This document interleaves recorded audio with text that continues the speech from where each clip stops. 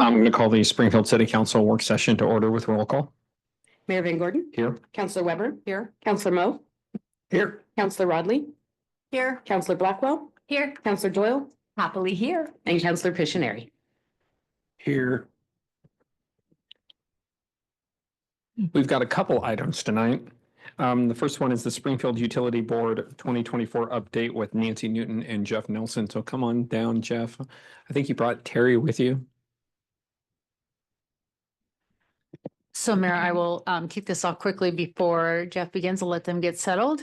They got their orientation on how to use our microphone, so they should be good to go. Our charter requires that the Springfield Utility Board, otherwise known as SUB, provide an annual update to the mayor and council regarding the overall condition of the district.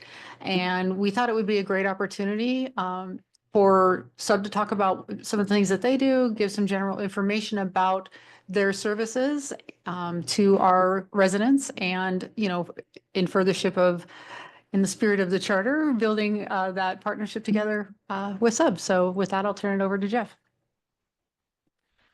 Thank you very much, Mayor and Council. I'll turn it over to Vice Chair Terry Dillon. She's here tonight on behalf of David Willis, the board chair, but David is unavailable to be here tonight. Good evening. David has asked me to read a statement that he wants everybody to be aware of.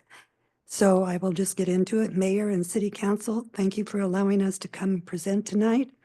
When I recently assumed the board chair position, I began a review of a number of our policies, and specifically the document Springfield Utility Board Charter Authority. It was clear to me that we were not in compliance with one very important section, which is section 46, and here are some of the excerpts.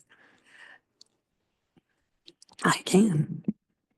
You're welcome.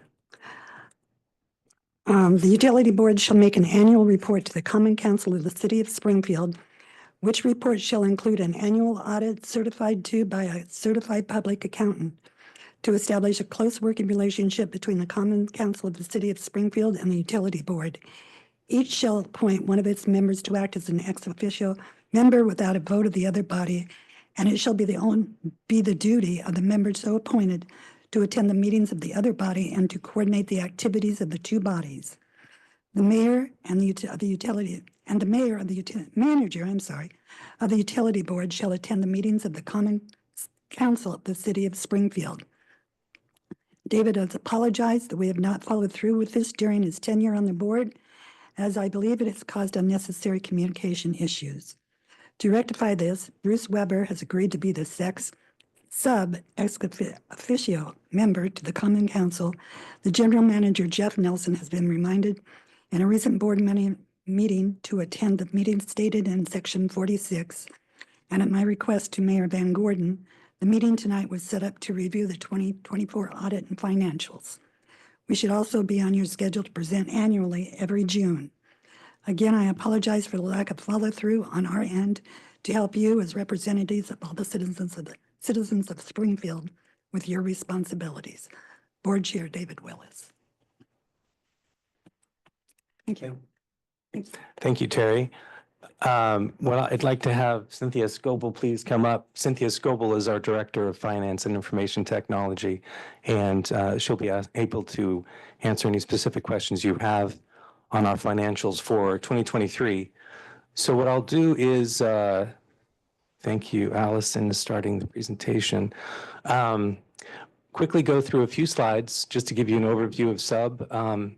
So some statistics, I won't go over them unless you have maybe questions about some of the specific details, but we have some information about the number of customers and the services that we provide.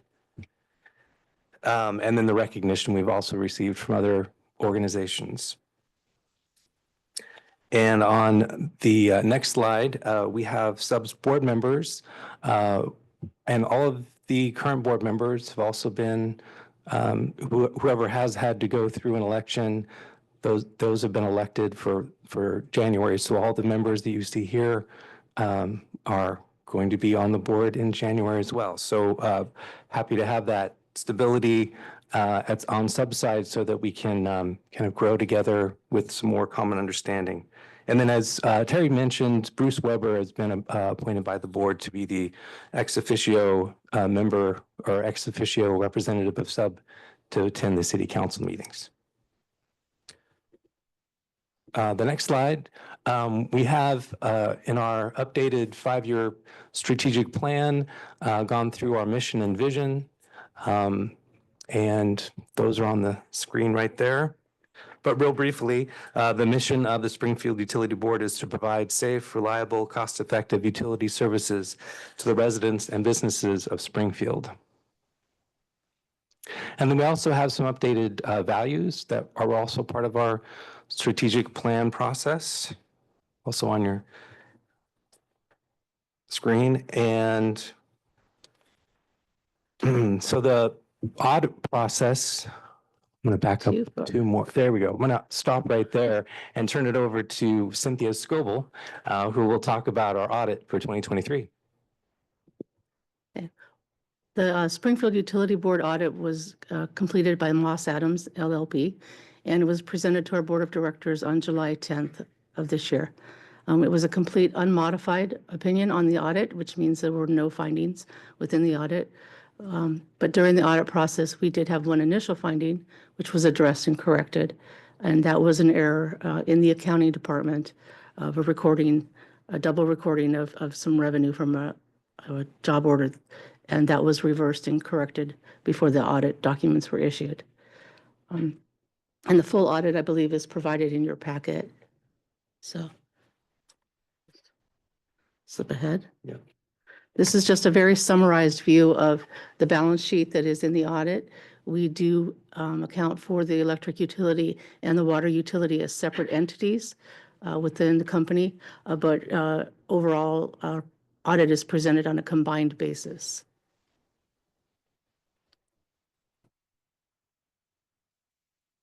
Our financial highlights for us in 2023, we generated an operating income of $16.8 million. And we had $23 million increase to our net position. So our combined utility has invested over $338 million in plant to the state. And also we increased that plant by $17.2 million in 2023. Let's see. During 2023, we paid approximately $2.8 million to the city in lieu of tax payments. And we provide billing services for the city for wastewater and stormwater. And for that, we charge the city approximately $534,000 on collections of $24.4 million.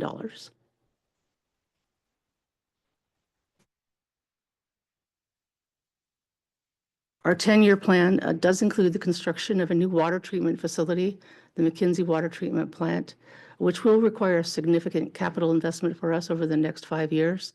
That capital investment is outlined here on the slide, about $115 million. We do plan to collaborate with a financial advisor to identify the most cost-efficient way for us to fund that capital, but we will be looking at special loans, bank financing, or possibly revenue bonds in order to do that.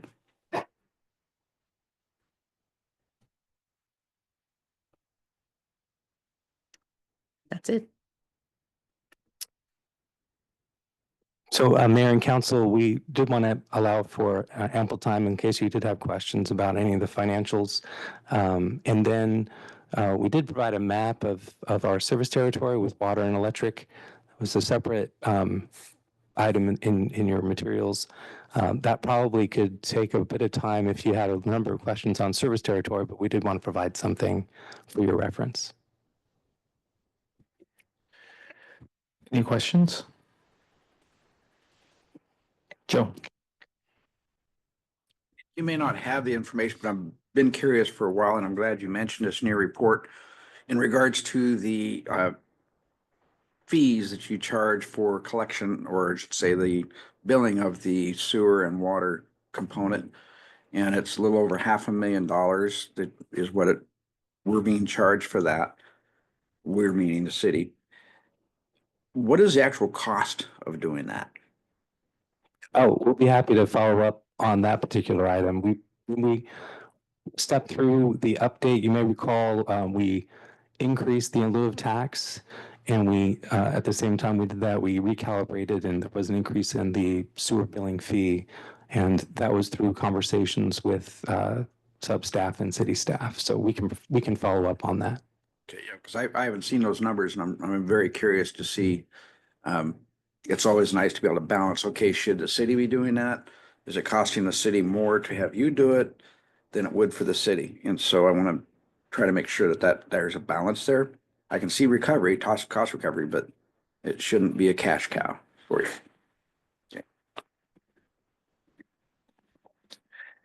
Any other questions? Victoria?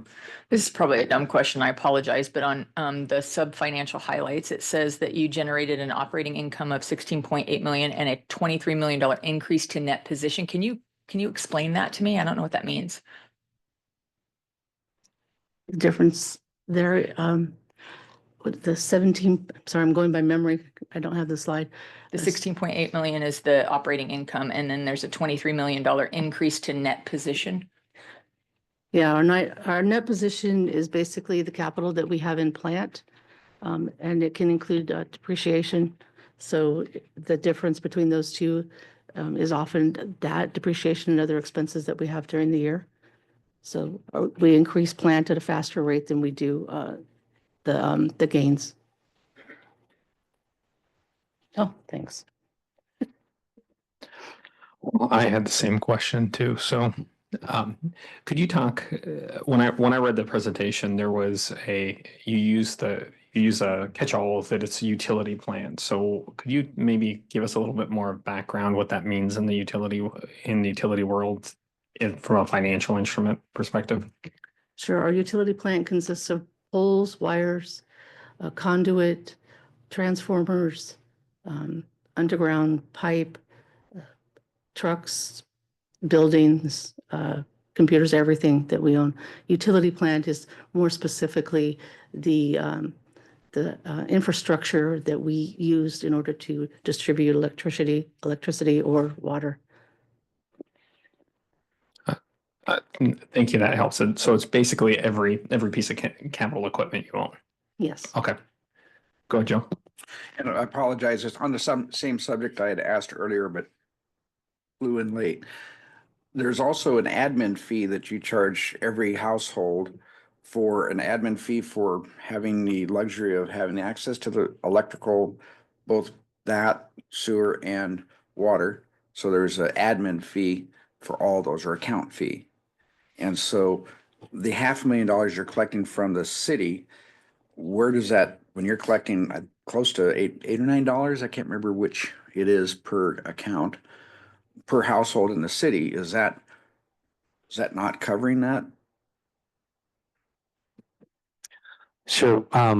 What I think you might be referring to, if I am understanding you, is for the water rate schedule and the electric rate schedule, there are two main components. One is a base charge. Base charge, right? And one is a usage charge. So we charge, in combination of those two revenue streams, cover our costs for providing those two services, electric and water. And so is there a base charge also charged against the sewer and wastewater, the wastewater and stormwater fees? Subs fee associated with the service that we provide for your billing is, for the city's billing, is just one charge per transaction billed. So but if you're referring to the base charge that the city charges or establishes rates for sewer or wastewater and stormwater, those are separate. Yeah, because they're listed different on the bill as far as separate billing. I just wanted to cipher out where those funds are going on those charges and if it's collected and kept by sub or if it's pushed through to the city. So when we collect funds from customers, if it's not in a past due status, but it's all current, then the city collects all the funds that were billed for example, the water usage for wastewater. So it's in accordance with what the city's told us what the rate schedule is, and then we provide those funds to the city. Thank you, Jeff. All right, anybody else? I had one more question. So when you talked about how many customers that you had, I think the number was 33,467 electric customers and but only 21,000 water customers. Wouldn't have been the discrepancy I would have expected. Could you just help me understand why would be less water customers than electric customers? Yeah, I think that it is a function of some demographics, and we can follow up with more detail. But for example, you may have a home that has a shop, and the home has its own electric service, and the shop or the garage may have its own electric service. So we may have multiple meters for electric, but only one service for water. That's an example. Okay. Well, great. I don't think we've got any more questions. One of the things that Dave really wanted to bring up was just that he thought it was important to start just getting the regular conversation going between the two boards. So I really appreciate you guys coming down. I've got more questions for tomorrow night, but that's a completely different topic around the ICE report. But I just, don't want to get into them here, but there's a couple of clarifying questions I have for tomorrow night, and I'm looking forward to the conversation. So I do want to note that you do have 3 board members, that came down. I'm sure this got noticed as a public meeting. You brought so many folks down too, but it was great seeing everybody. Thank you for taking the time to walk us through it. Thank you so much. Sure. Are we going to reciprocate and have someone from the city council who will be attending sub meetings then? Well, I think Victoria just volunteered. I could only do it if they change the way the sound is in there, because I have been to the meetings and I can't hear anything. I'm hearing impaired, and you guys don't use microphones, and it's really, really difficult for the public, at least for someone has to wear hearing aids and stuff, to be able to hear. So I would like to just recommend that maybe we come up with something so that people can hear better that are in the audience. To answer your question, for 25, I will be, giving that out as a committee assignment. So if you want to volunteer, definitely let me know. Well, she kind of volunteered, but all right. Let's see. The next item is the 42nd Street Levy Project update, which, for the record, is my favorite piece of infrastructure.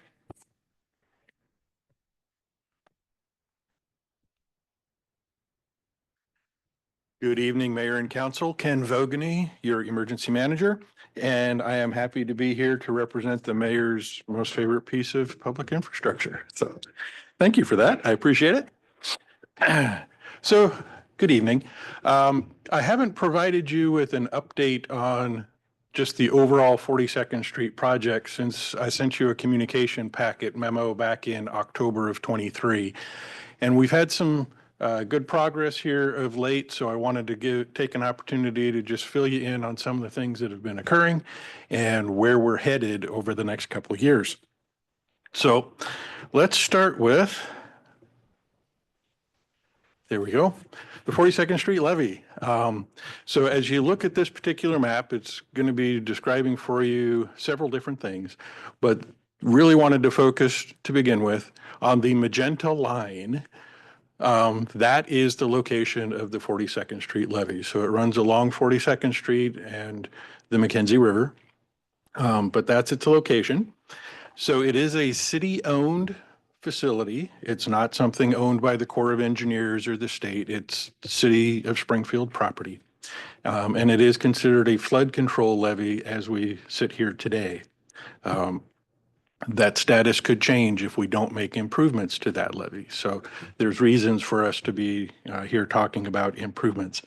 So since I sent you that memo back in October of 2023, there's really been 3 significant things that have occurred around the levee in the past year that I wanted to just highlight for you. One of those was the January 24 ice storm. Another was a study that came out in June from the Oregon Department of Geology and Mineral Industries, and it plays a role in a couple of ways for the levee. And then the current status of where our process is with the Army Corps of Engineers in evaluating and studying the levee for the improvements and upgrades that it needs. Okay, so I did mention that the levee is owned by the city of Springfield. So the Corps of Engineers has received congressional authority to work with us to evaluate the levee and basically be our consulting engineering firm and potentially construction engineering firm in the future for these levee improvements. Okay, so just to hit a couple of highlights for you. The January 2024 ice storm, the most significant thing that happened there for us was it caused about a 6-month delay in my schedule for working with the Army Corps of Engineers because we prioritized working with the response to the ice storm and our FEMA reimbursements and all of that good stuff. We prioritized that over working on the levee, so that got delayed for a little while. But another positive that happened, we discovered during the ice storm and shortly after that although there was a lot of tree damage from the trees on the levee and in the wetlands between the levee and the river, lots of trees fell, but on the levee itself, none of the trees fell. So there was no structural damage that occurred, just a lot of branches that needed to be cleaned up. So that was good news on that regard. I'm going to shift back to the map for just a moment. So I don't know if that worked. No, that's not going to work. Okay. So you notice a couple of different colors. And so I want to just highlight what we're looking at here briefly. This is a map that came out of the emergency action plan that we prepared last year. And that's what that memo was really covering from October last year. But it came out of that study where we evaluated the potential for where would water go from the McKenzie River if the levee were to fail. So the two dots you see, the sort of magenta one on the north end and the yellow one on the south end, those were the locations that we evaluated the levee failure if something were to happen. There's reasons we picked both of those spots. There's some deficiencies in the levee structure at those two locations. The dashed boundary that you see around it is, or see around all that green area, is the extent of the inundation area for the worst case scenario for either a north failure or a south failure. So the water could be anywhere within that zone. But an important thing for us to remember is that within that green shaded area, the depth of the water inundation is 2 feet or less.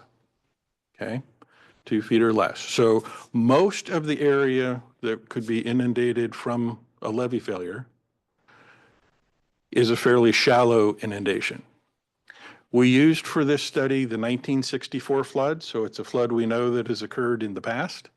But we used that and then assumed those levee failures to see where the water would go, right? We've been talking with you recently about floodplain management, and just to be aware, if the levee weren't there, or if the levee weren't improved for the next time flood maps are updated, that green area might become part of the 100-year floodplain that we were talking about a couple weeks ago. So just to be aware of that.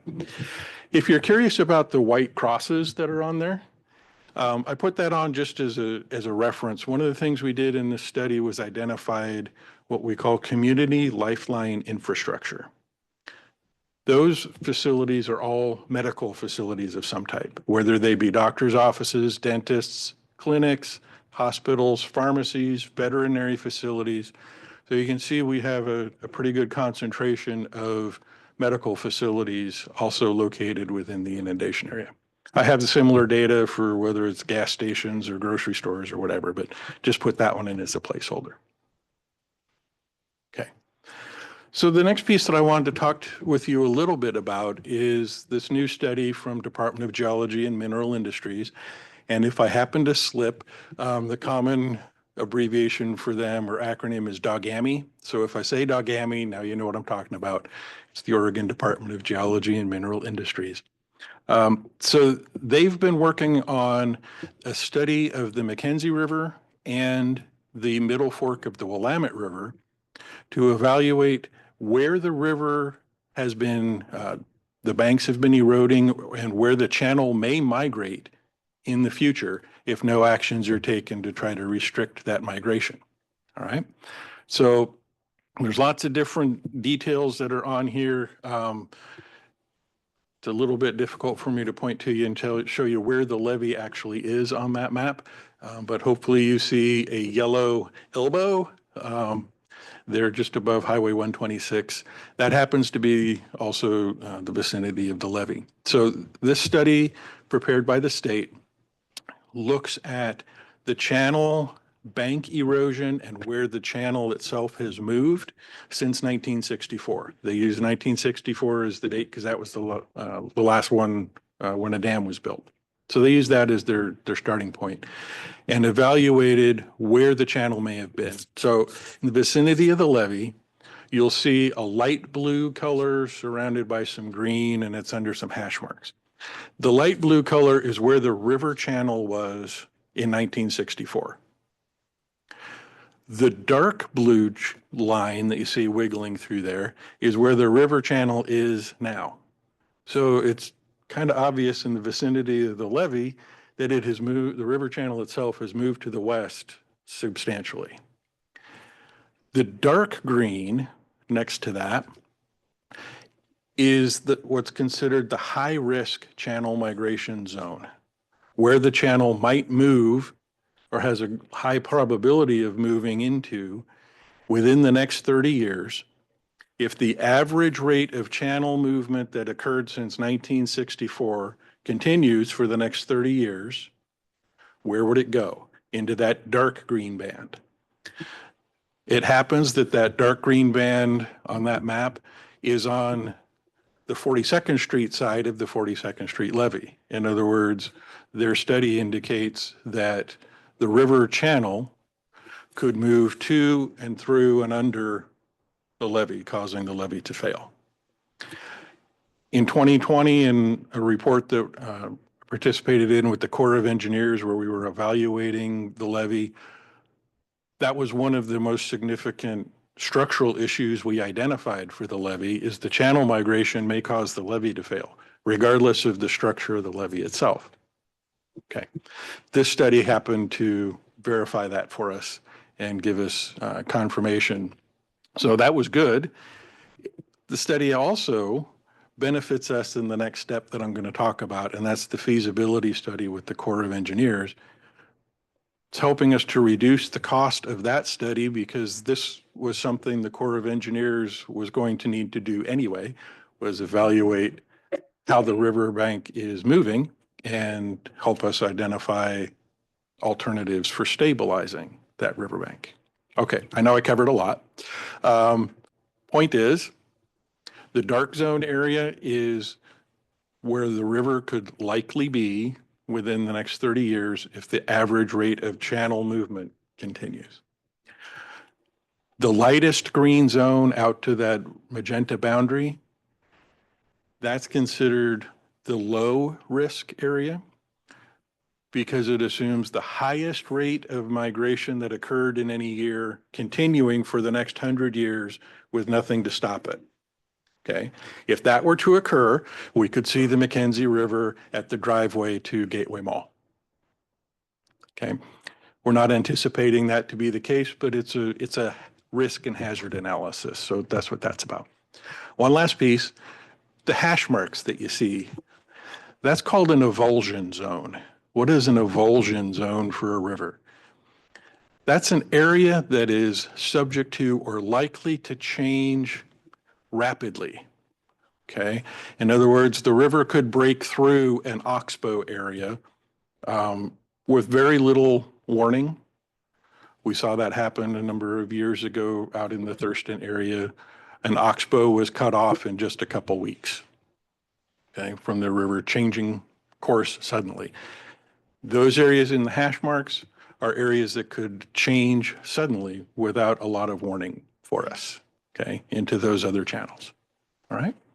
So I'm going to leave that map up there for now and talk a little bit more about the feasibility study. So that's the third layer of what I wanted to cover for you tonight.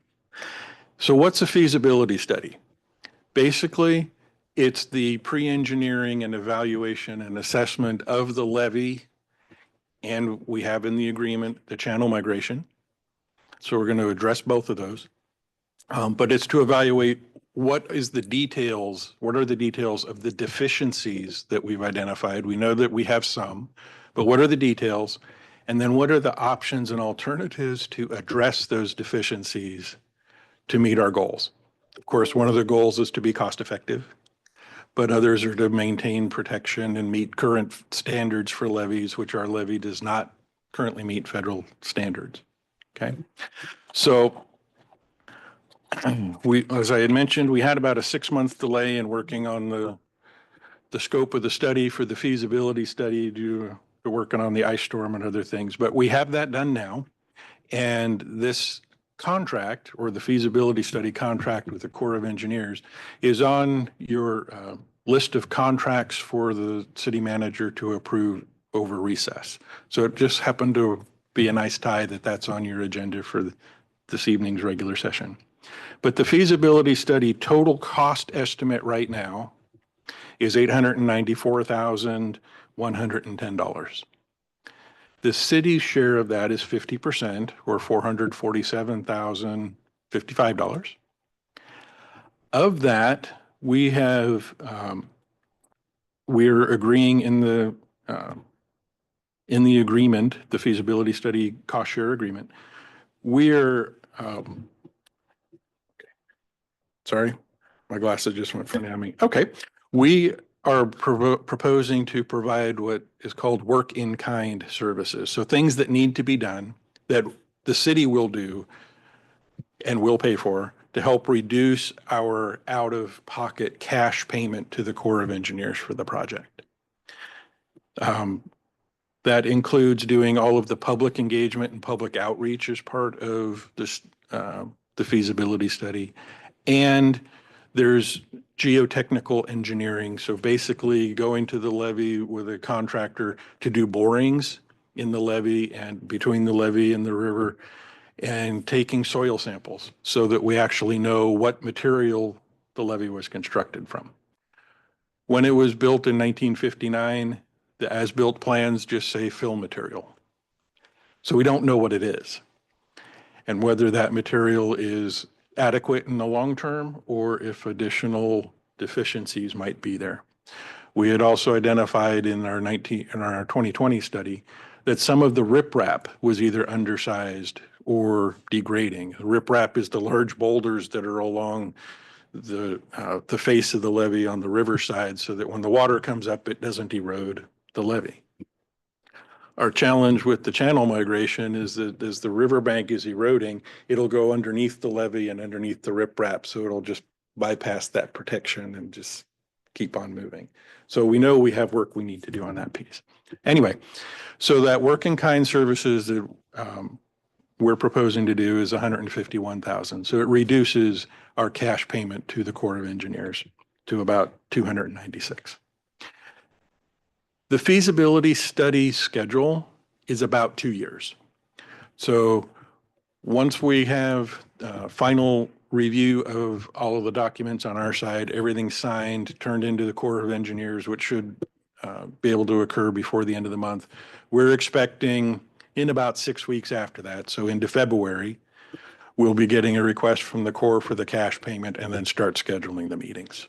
So it's coming up. Thrilled to see that happening that way. One last piece for this overall project with the Corps of Engineers, they have a total cash commitment or cost commitment of $10 million. Okay. Under the program that they are working under to work with us, their cap is 10 million. So anything over their cost share on the 10 million becomes a city cost obligation. So as we do this feasibility study, we'll be doing as much as we can to try to ensure that we stay within the cost cap. All right. As we move forward into the construction end, so the feasibility study is a 50-50 cost share. And the construction side, it's 65-35. 65% Corps of Engineers, 35% local funds. Okay. We do have funds set aside, possibly should be enough to cover everything, the city's obligations in the future in the capital fund for Fund 617, the stormwater fund. We have been setting aside reserves in there. So we'll be tapping some of those reserves in supplemental budget too for this cash payment. And then in the future, tapping those reserves once we know what the projects are. I said a lot, covered a lot. Be happy to take any questions. But Joe, You know, I'd have questions. Oh, yes. Okay. I guess the biggest one in my head right now is what's preventing us to handing it over to the feds and saying, we don't want this. This is yours now. Can we do that? And I don't know why we wouldn't. That's an interesting question, Counselor. I don't know if we could get them to take it. What if we got our federal delegation involved, our two senators and representative that works very closely with our city, and get them on board and move it forward with that and not have to mess with this and not have to pay for it? So I can do a little bit of speculating. The levee was not constructed by the Corps of Engineers. It was constructed under a partnership with the U.S. Department of Agriculture back in 1959. Whether the Corps of Engineers, But it was federal, right? it was federal and Okay. Lane County. Right. Yeah. So whether they would be able to make all that work, and one of my concerns in trying to do that with where we are right now would be timing. Sure. We could get it fixed faster than we could get it transferred, I would think. But it is something that we have not explored in trying to transfer the ownership to the Corps and asking the Corps to just. It kind of Take seems it, like go we're do it. remiss for not exploring that sooner, especially with the associated costs, potential costs. Now, what do you think the maximum cost of that project is? I know we have a $10 million cap from the feds, but I've heard numbers way more than that.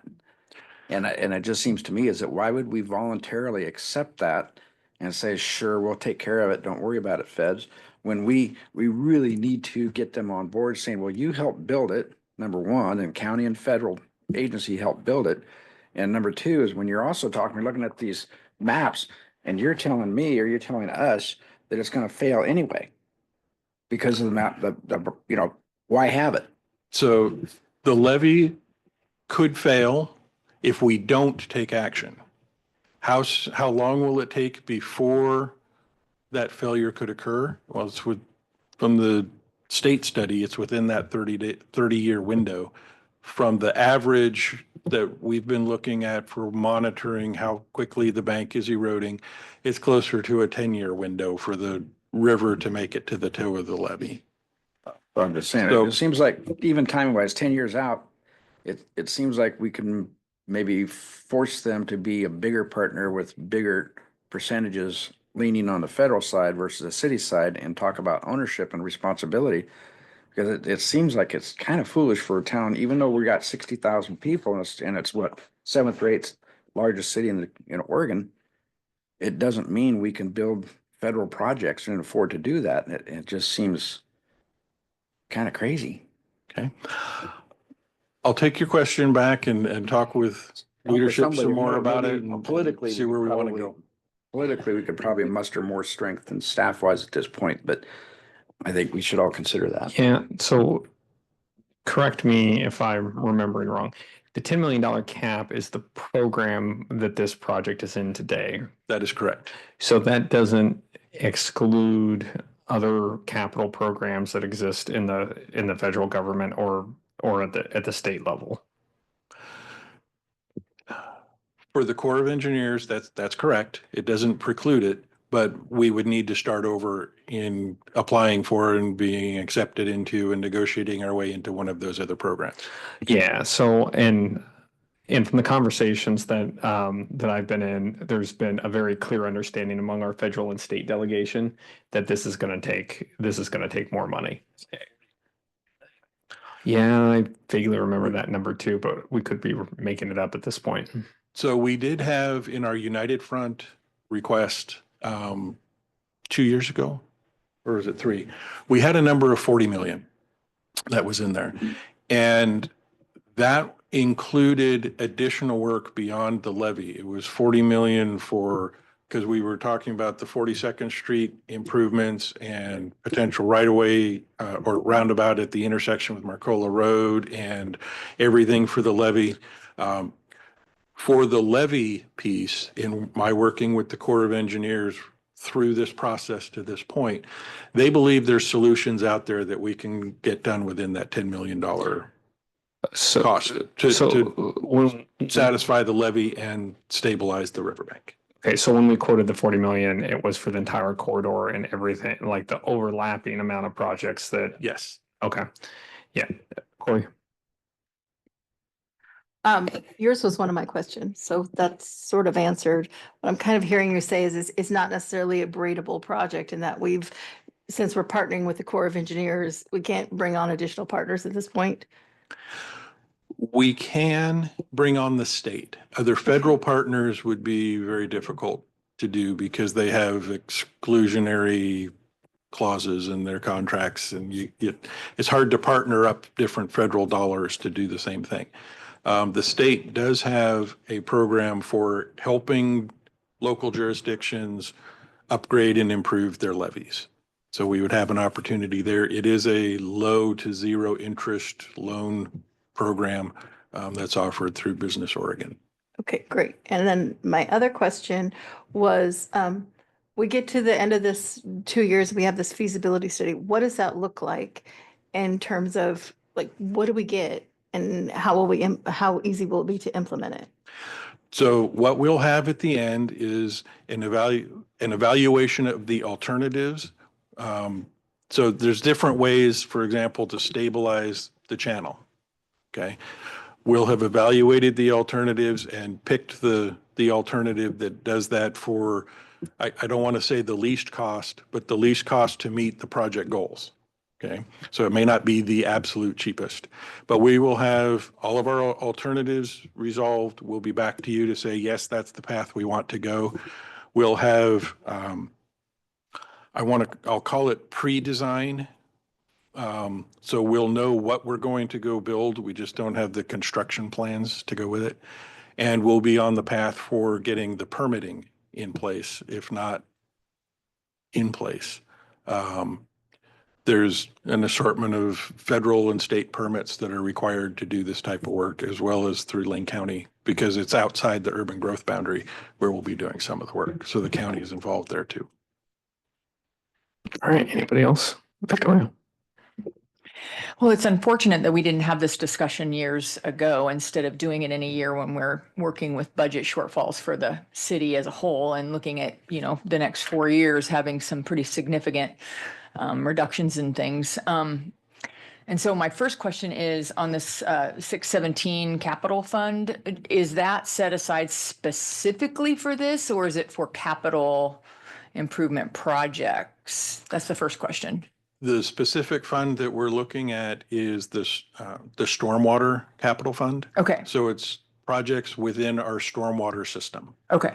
And then supported by stormwater user rates. Okay. And so are we asking, or are we going to be asked to authorize the city manager to write a check for 447 or 296? Because it sounds like you were saying there's that difference if we do some of the work ourselves, but that this is going to be a part of something that we're asked to allow to authorize the city manager to sign. So the contract that we're asking the city manager, or asking for your authorization for the city manager, is a contract for the full 896, because that's the value of the work.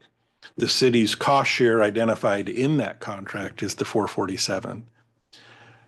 The Corps of Engineers will ask us for a check to get started on the work, and that'll be that 296. Okay.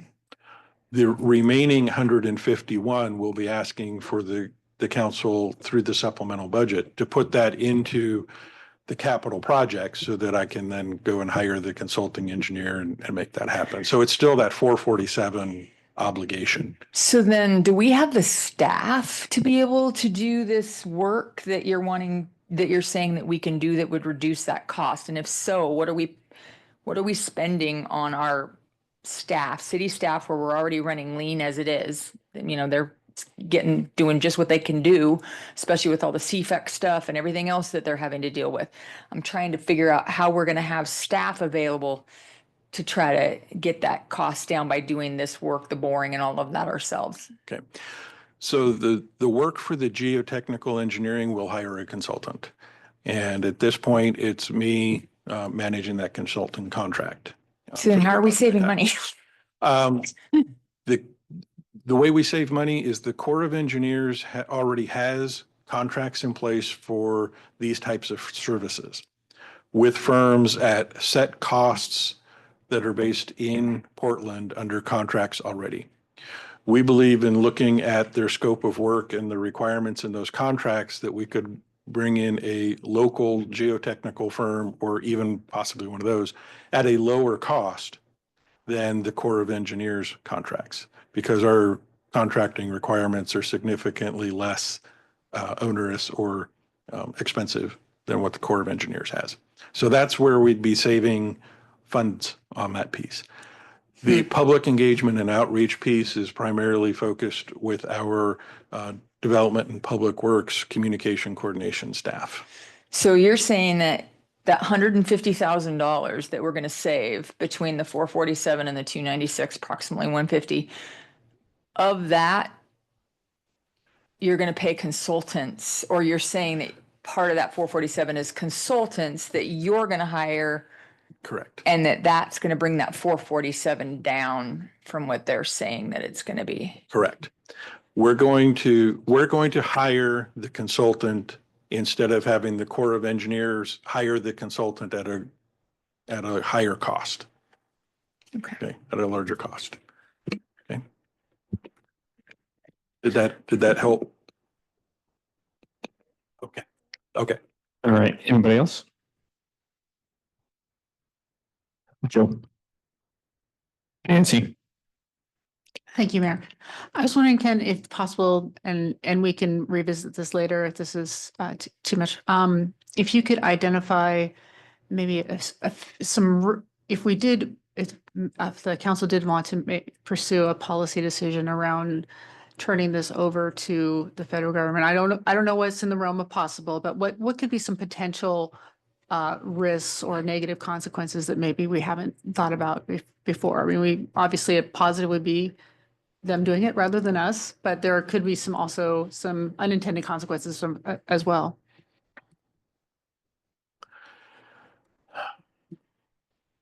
I'll give you an example. I in my mind, as I think about this, because I have done a little bit of work with the Corps of Engineers, you know, they're a vast organization, pretty bureaucratic, and, you know, how would our fairly small city rank in priority for them to get that done? You know, would they feel the same sense of urgency as we do, the people that are living in the community and watching this levee every day? I mean, Ken knows this levee probably better than anyone in this room. So, you know, we also have people that drive it every day and watch it, and we have it also tied into other projects that we intend to improve in that general area on 42nd Street, like the signal that we've talked about. All of those are contingent upon making that levee better. So what are we could have some potential unintended consequences of a delay if it weren't a federal priority. And that's something maybe that we might want to revisit at a later work session. Yep. Joe wants to jump in too. So while you're thinking. Yes. And I appreciate that information and consideration too, but I think, again, I look at it as we're behind the curve on this a little bit on that topic, because there hasn't been, I don't think, enough exploration into that to look at the unintended consequences, the ramifications in regards to financial ramifications in the future of that type of decision. and the cost, pro cons of that cost benefit. And I know we're kind of behind the curve, but I think there's been an assumption that we're just going to take the ball and run with it, as opposed to, we really need to, I mean, I'm supposed to watch out for the taxpayers and the citizens' interests, which is part of me too. And I would certainly want the city to say, hey, we need to check things out. And if we do, and then come back to the taxpayer here and say, we really checked this out. And if we went this road, this would be the consequence here. And if we, maybe we could go this road. Exhaust that work, and then I'd be okay. But then we did our fiduciary responsibility in watching out for our taxpayers' dollars, as opposed to just rolling over, an appearance of rolling over and accepting the fact, okay, we got a big bill here. That's the point I'm making. Nancy? I'm looking at the overall time horizon of this project that has come before council and previous iterations of this council. And I guess, knowing that this project has been part of the United Front agenda for a number of times, and I know Neil has some historical knowledge that I don't, because I've only been here for 4.5 years, but, we don't make assumptions as staff. We execute the policy decisions of the elected body. So, I don't think it's accurate to say that we're operating off an assumption. We're operating off the direction of the elected body. And I would say we're at fault. And I mean, as far as elected body, you're correct. And I think the elected body, past elected body, should have been asking these questions sooner to be able to get them up on the radar. What, Steve? Nobody remembers, but when this was built, it was not built as a levee. It was built as a railroad spur from Marcola to Warehouse's new plant. They saw that go through there and saw it build up. And we naturally thought it would restrict the river from flowing down through there, but now it's turned into a whole different project. And if we'd realized that at the time, I think we could have built it differently and we wouldn't be in this position today.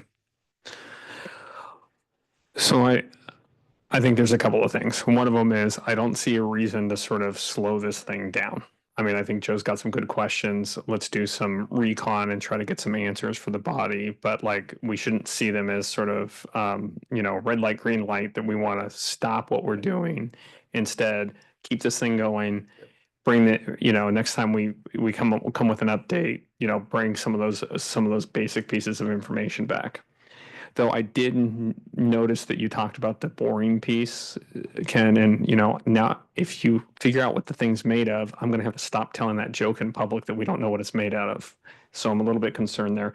When we did the emergency management drill for the levee, as we're wrapping up, was the utility board involved with that, or could you rattle off a couple more of the community partners that were involved with our emergency management tabletop? Sure. So when we prepared the emergency action plan last year, part of our grant for doing that was conducting a tabletop exercise to test the viability of that emergency plan. So we had, trying to remember all the numbers, we had over 50 people that were invited, representing, I believe, 40 different community agencies. So Springfield Utility Board, the hospitals, a number of the local social organizations, Lane County School District was invited, but as I recall, they weren't able to attend. But we had very good representation on that exercise. And can we bring the map back up for one more quick question? Which map would you like to see, Mayor? That one right there. Okay. Actually, go back up to the drill. Where are you?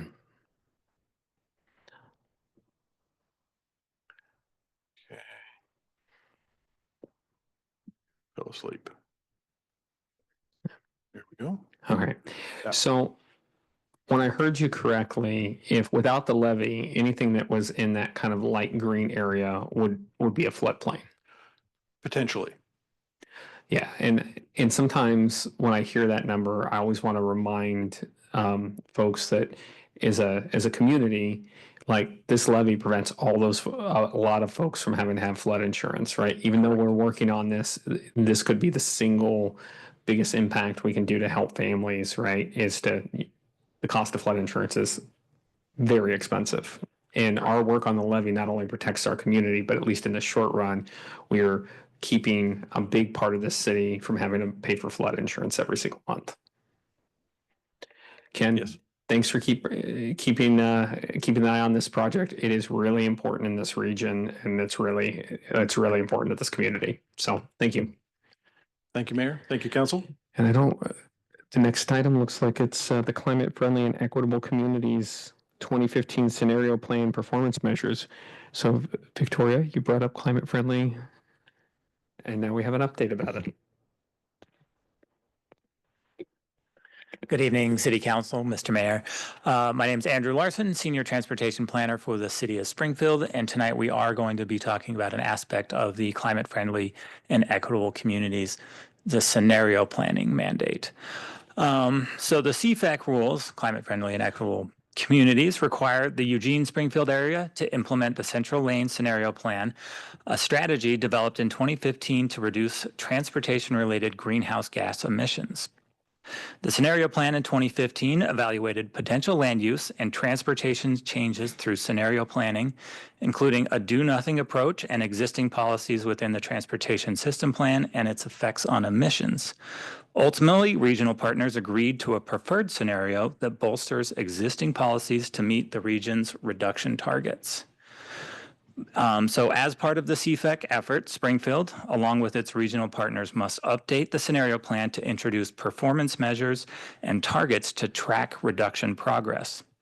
The recommended performance measures are based on the preferred scenario from 2015 and other jurisdictions that are also currently going through this work.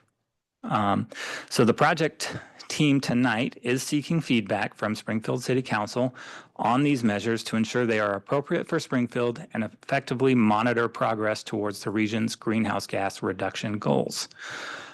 We did take this to the Planning Commission about 2 weeks ago, and they noted a couple concerns were, one, with public outreach, how are we getting this out to the public? And two, the looming parking considerations or parking demand that is going to be coming from this, specifically related to removing minimum off-street parking requirements. So tonight, the main presentation will be given by Ryan Farncombe of Parametrics, who will present the recommended performance measures. In addition, Brian Hurley from the Oregon Department of Transportation Climate Office will be with him to help answer questions at the end. And with that, I will turn it over to Ryan, who has a presentation. Thank you. Great. Thanks, folks. As Drew said, Ryan Farncombe with Parametrics. And before I go on, I want to give Brian a chance to introduce himself as well. Thank you, Ryan.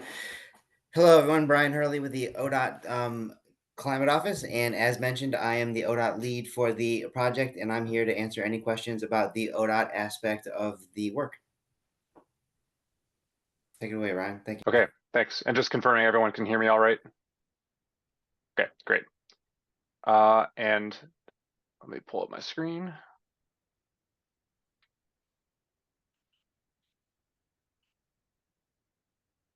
Okay, so I have a presentation here that I'm gonna try to keep to about 10 minutes or less, so we can leave plenty of time for questions.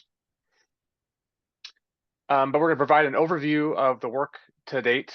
And as Drew alluded to, we're gonna talk a little bit about the draft recommended performance measures that we've developed for this work, and then next steps. So we are working to implement the Central Lane Scenario Plan, which was developed and adopted in 2015, nearly 10 years ago. And under the Climate Friendly and Equitable Communities rulemaking that happened recently in the last couple of years, part of the implementation of that scenario plan is to develop performance measures for different aspects of the transportation and land use system that will move us towards the greenhouse gas reduction goals that have been established in state regulations. And that goal is a 30% reduction in greenhouse gas emissions from 2005, which is the base year for the region. So the process that we're engaged in now will result in a refreshed 2015 preferred scenario. So again, it's been a few years since that was adopted. So we're looking to make sure that the scenario still reflects the current plans and priorities of the region. We're developing performance measures and targets. We'll develop a scenario report that includes strategies and actions to advance goals in the scenario plan. And then we're also establishing local targets for those performance measures. Each jurisdiction will be responsible for those. There are reporting requirements with the CFEC, Climate Friendly and Equitable Communities Regulations. In the years where the region adopts a regional transportation plan or an RTP, a major report is due, which provides status of the measures, progress towards targets, and actions that jurisdictions are taking to support the outcomes in those performance measures. So the RTP is updated about every 4 years, so that's when that major report is due. And major is maybe a bit of a misnomer. We have a template form for this report. It's not very extensive, but it's due every 4 years. In the intervening years, we have a minor report, which again is essentially a short form that the jurisdiction is responsible for that provides a bit of narrative on progress. In terms of who's involved in this process now, so Lane Council of Governments is providing overall regional coordination and facilitation, as well as data support. The project management team includes jurisdictional staff from all of the affected jurisdictions. And then the Metropolitan Policy Committee is meeting at key points to weigh in, and then eventually is the body charged with approving the performance measures and targets and the updated implementation chapter for the scenario plan. And then ODOT is providing financial support for this as well as DLCD.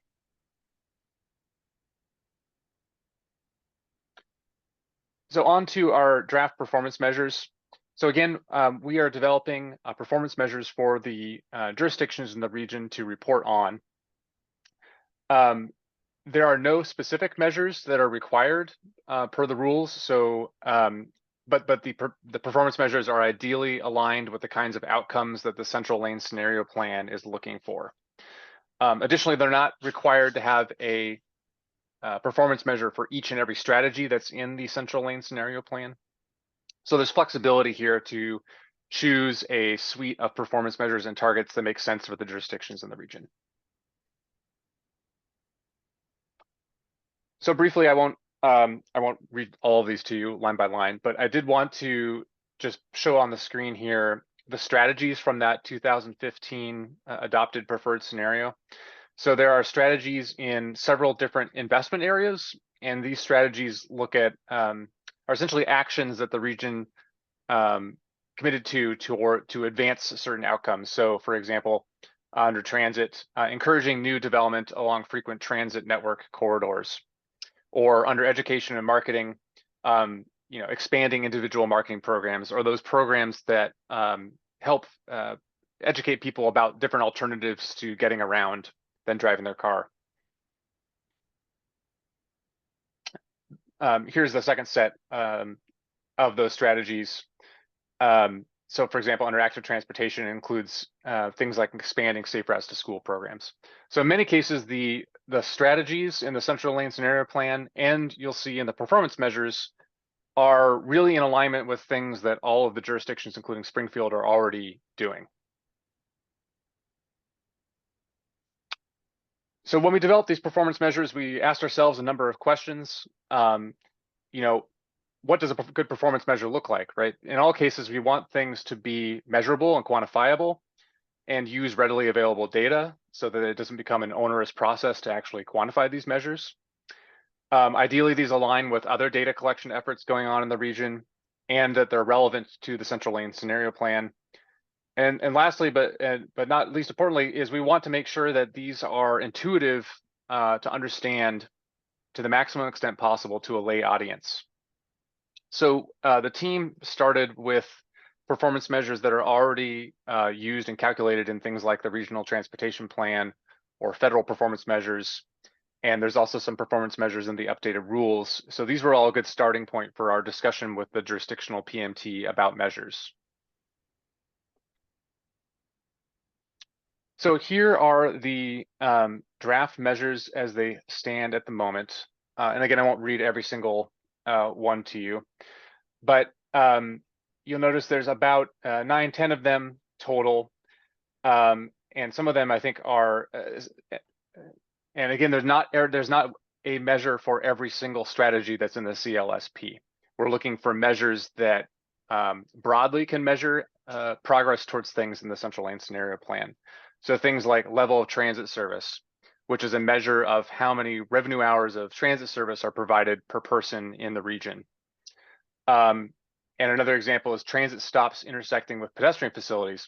So this is a measure of how complete is the pedestrian network with respect to the transit network. Can people walk to that stop easily and safely?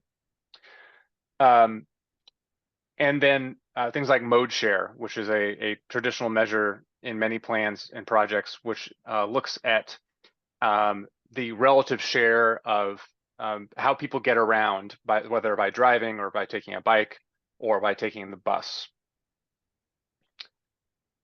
The other thing that we're going to be doing as part of this is applying what we call an equity lens to certain measures to track equitable outcomes.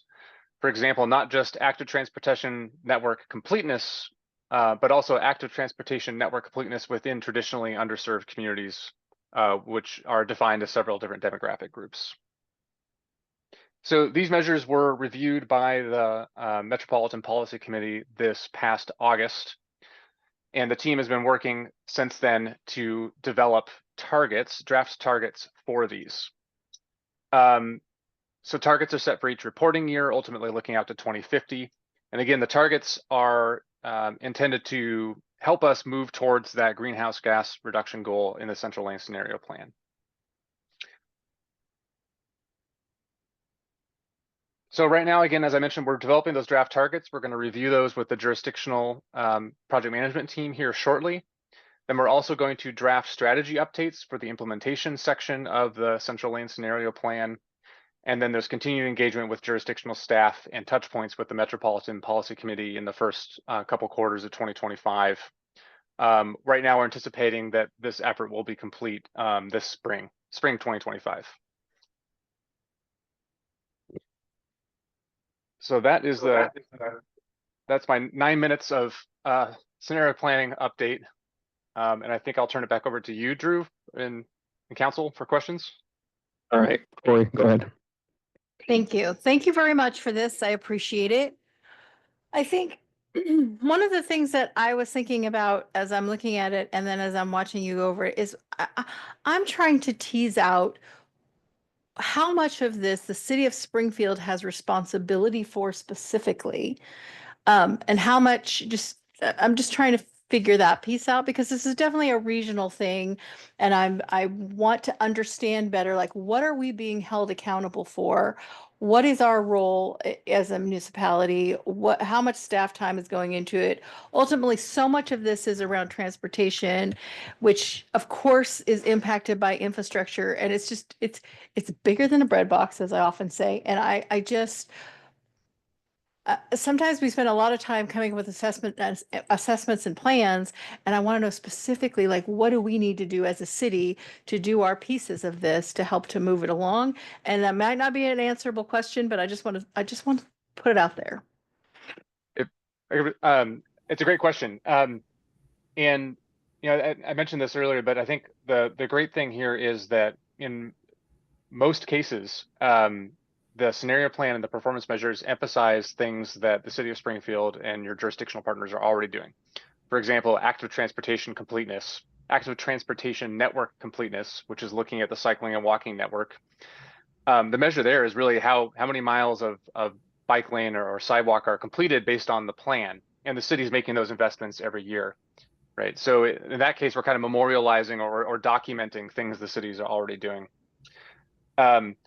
You also mentioned what is Springfield's share of responsibility on these. Another thing we are doing with our modeling tools is looking at the appropriate responsibility between jurisdictions, between Eugene and Springfield and Coburg, for example, where, for example, in Eugene, there's a lot of micromobility, so people on scooters or bike share, things like that. And in a higher expectation around reductions in vehicle miles traveled, for example, versus Springfield. So those differences in jurisdiction are accounted for in the process.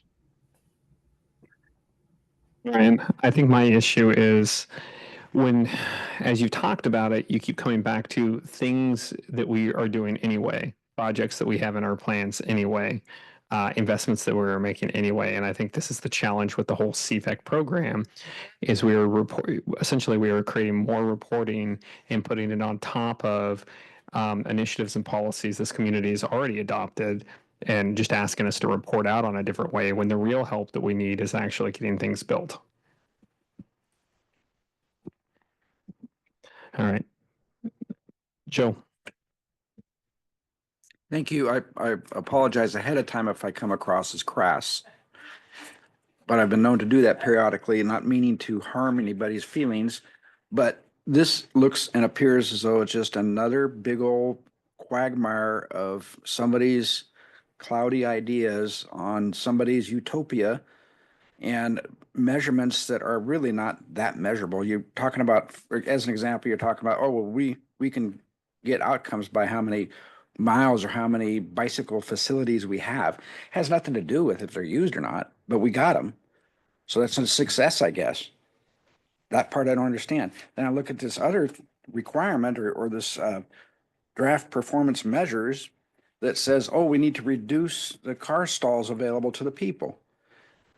It's going to force people there's somebody's Shangri-La's forcing people to get on bicycles because they don't want them to use cars. Those people may want to use cars. So to me, this is huge government stepping in on people's lives, going to make them live the lives they think is best. And frankly, all I see is cost. All I see is bureaucracy. And I don't see making lives for the people of Springfield better. That's my position. Victoria. I'm hoping after 20 years being a city councilor, I'll start out with saying, I hope I don't offend you, because I probably need to do that more often than I do. I can echo a lot of what Councilor Piscineri is saying. I'm a little frustrated because like one of the things is lane transit, and we talk about, and I spoke to you after the planning commission meeting, and we have a transit system in Springfield that runs every 10 minutes up and down Main Street. We have the MX system that runs all the way through Riverbend and goes to our main Springfield transit station, which we have.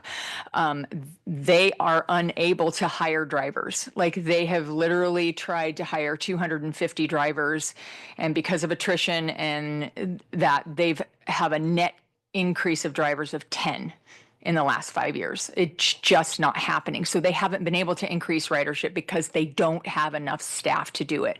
And we approve transportation plans for projects knowing that they have failed intersections because we want it to be, it feels like it's set up to make it more difficult for people to drive their cars instead of doing something that would alleviate that. Like, hey, we should have more than 2 bridges between Eugene and Springfield. I appreciate that people want to reduce the greenhouse gases. I appreciate that people want to ride their bike or they want to take the bus and what have you. But I don't appreciate language like we need to further educate people. You know, that comes across as saying that people are too dumb to understand that they need to get out of their car. And that's what I hear in this language. I wish people who write these things would understand that that language is just terribly insulting to people who say, I just want to take my car. I live in Springfield. I want to go to Eugene. I don't want to hop on a bus and have to take 4 different transfers, which you end up doing a lot of times to get there. So I read that it says no specific performance measures are required. And one of the options is do nothing. And that's where I would be at. So thank you. All right. Anybody else? Okay, I do have a clarifying question about this. The scenario plan came around in 2015, if I remember correctly. And when you describe updating it, does that just mean updating the language? Does that mean updating the analysis? Well, you know, tell me more here. Yeah, so there's a couple elements to this. One is making sure that the strategies in the central lane scenario plan still makes sense 9 years on. For example, there's a couple of pricing strategies around roadway pricing where they were of the time, so to speak, and they need to be revisited because they're not part of the transportation discussion anymore. The other pieces are we are updating the model that helps us understand outcomes from the region. It's called Vision Eval. And then the third piece is refreshing the actions that go along with the strategies for each jurisdiction. I know we're in the middle of the process here, so when it comes back to the MPO, one of the things I would be really interested in seeing is the changes, the amount of changes that you recommend, you know, from 2015 to 2020. And I know Portland has gone through the same thing where they've done, you know, gone through a scenario plan multiple times, but right, like the first draft of any plan is always challenging. The other thing that if you were looking for tangible feedback from this body is really taking a moment to simplify what we're measuring from performance metrics perspective, right? Like if we have to measure it because it's in the state law, okay, that's fine, but we don't need to create over complexity and additional sort of staff burden, essentially measuring what we already measure just in a different way to go forward. All right. I think that may be it. Thank you guys for coming and walking us through it. Every time we hear CFECT, we got to go through a couple of steps of levels of frustration to get to a point where we give some meaningful feedback. Great. Thank you all for the conversation. Appreciate it. Do you have everything you need? I believe so. Thank you, Mayor. Thank you, Council. All right. And I think Steve and I will have to keep echoing this feedback at the MPO. All right. Last one, we are almost there with the work session. Council appointed employee compensation 2024. And while the HR folks are coming up, I did want to share with everybody a conversation Nancy and I had today about this. One of her asks was that even though we may want to go through the material and see where her pay is in comparison, was to essentially delay this entire conversation until 2025, because we've got the financial stability task force work going on, and it would make more sense to get that work complete before we revisited her compensation. Nancy, did I echo that correctly? That's correct, Mayor. Thank you. So while James is going to take us through, while Candace is going to take us through, you know, the 5-minute overview about where we think we are, this is going to turn into no action tonight. Good evening, Mayor and Council. Candace Stefan with Human Resources, here to speak about the city manager's compensation. The employee contract says that consideration shall be given on an annual basis to adjust compensation. Included with the materials tonight are several indexes that we look at and the market study for comparable city manager wages, which we refer to as market data. We did include 3 options for selection, of which you can choose one or none, which sounds like we're deferring, so that's a none. And that's the long and the short of it. Right. Does anybody have questions? All right, then we are going to reschedule this for in 2025. And by in 2025, I mean at least next fiscal year, right? So not in January 25. All right, that is our last item. I'm going to adjourn the work session. We will meet in 10 minutes for regular session. Thank you. I'm going to call the regular session of the Springfield City Council to order with roll call. Mayor Van Gordon. Here. Councilor Weber. Here. Councilor Moe. Here. Councilor Rodley. Here. Councilor Blackwell. Here. Councilor Doyle. Here. And for one final time, Councilor Joe Piscineri. Yeah, still here. Please join me in the pledge.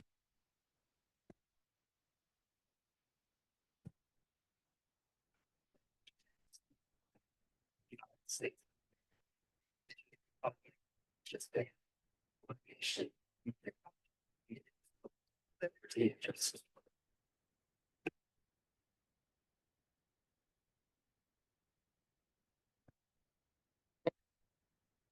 There are two items designated for public testimony this evening under public hearings and business from the audience. If you are attending in person, please complete the request to speak card located at the front of the council chambers and turn them into the city recorder.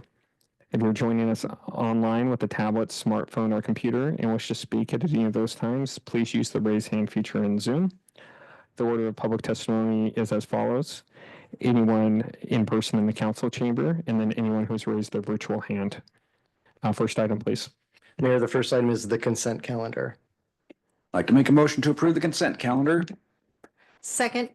Neil, could you call the vote, please? Yes, Counselor Weber. Yes. Counselor Mo, Yes. Counselor Rodley, Yes. Counselor Blackwell, Yes. Counselor Doyle, Aye. and Counselor Pictionary.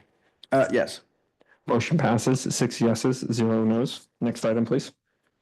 The next item is public hearings. You have one public hearing this evening. Public hearing number one is a public hearing on the update of planning application fees. Mark Rust is here for this item.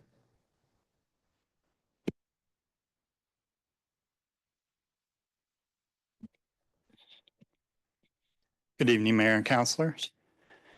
For the record, I'm Mark Rust, Planning Manager with City of Springfield. So tonight is the actual public hearing on the proposed planning fee update work that we've been working on for quite a while. And I have a presentation of some slides that I can walk through really quick tonight, and then open it up for questions and then any testimony, and we'll go from there. So just a quick recap. Slide it up. Okay, it is off. So there we go. Just a really quick recap of some past dates that we've been in front of you over the last couple of years. Most recently, November 4th, so just about a month ago. And then back in September. So we've been talking about getting to the point where we are tonight with all the different fees, simplifying the planning fees. I recapped in this slide some of the and all this information is in your packet tonight as well. So this is just high level recap of what is in the packet. But some of the direction that you've provided along the way, that we're really moving towards a 100% cost recovery model and trying to really simplify the development fees, along with being competitive with comparable jurisdictions around the state. As you'll recall, back in June of last year, we had hired Portland State University to help us do that initial analysis of the fees, and they presented their findings to you. And then we've worked from that point. I've hit on this a number of times, but since we're back we're in an official public hearing tonight, I want to present some stuff you've already heard about. But what is not included in the fee study includes building permit fees are not part of this. Systems development charges are not included. The land and drainage alteration permits, those fees are not part of this. And any public improvement project costs or fees are not part of this as well. Per state law, there's two ways we can collect planning fees. There's the average cost of service, which is primarily what our model has been historically. And then you can alternatively, or in addition to, you could choose to collect the actual cost of service. We're proposing, as we've talked about, to transition some of our fees to the actual cost of service and then maintain some of them as average, the existing average cost of service. A lot of the work we did with Portland State University was to determine what those average costs of services were based on past work and historical numbers of applications. Everyone's a little different in terms of some very complex site plan applications versus more simple site plan applications. So averaging within those types of applications, the cost of processing those.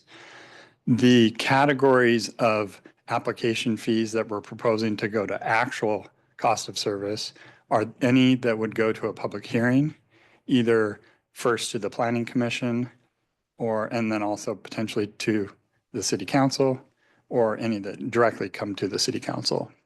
Those include things like annexations. You see a lot of those public hearings. Some of those, as you've experienced, are very streamlined and move through very quickly. Others get more complex. So trying to average those, we thought was a bit more difficult. So just requiring a deposit to be paid up front for those types of applications. And then we charge and keep track of the amount of time we spend on those and refund any of the deposit that's left over. This is just a little snippet of a screenshot of just a small part of the proposed simplified fee schedule. This is a drastic, in my opinion, a drastic improvement over the structure that is the fee schedule today. It's a lot more clear. The table format, I think, really lays it out in a more user-friendly manner. And it's a lot more streamlined than the fee structure we have today. There's a lot of variables, I would call them, taken out of the fees. So a lot of the per square foot or some of these variable numbers that are scaled based on the size of a development have really been taken away, and a lot more of them are just a flat fee, which we found through the work we did with Portland State University as really the measure of processing an application doesn't really necessarily scale with the size of the application. So if you're processing, we still do include a per lot fee for, say, subdivisions, but it's drastically a smaller fee than what was existing. So, but there's not a huge difference between processing, say, a small half-acre site plan application compared to, say, a 10-acre site plan application for new development. So that's why those fees of scaling factors have been proposed to be eliminated in some cases. We've talked a bit about the comprehensive planning fee. I'm not going to belabor this today. Basically, we're moving away from having the former, what we had as a comprehensive planning fee for annexation applications. We, based on, and these are the numbers that we had provided to you previously, but we had calculated an average of what we had been collecting from that fee in the past. And what we've done based on council's direction is kind of split that fee now into two pieces. So we've drastically lowered, there's still a flat fee for annexation, or excuse me, yeah, for annexation applications. But then we've added a small percentage to the administration fee that will offset that reduction to make up that difference.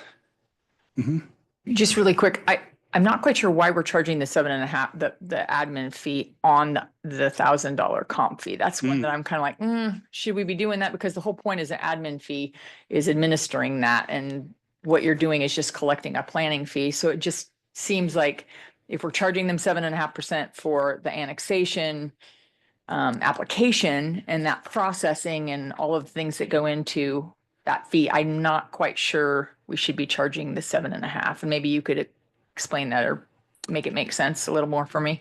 Yeah, and I don't have a strong explanation one way or the other why that's there. So I think that would be an easy thing to take out if that was the motion that was made by council tonight. That would be one correction that would be easy to make. We also did, since we're kind of on that point, we put a maximum in there.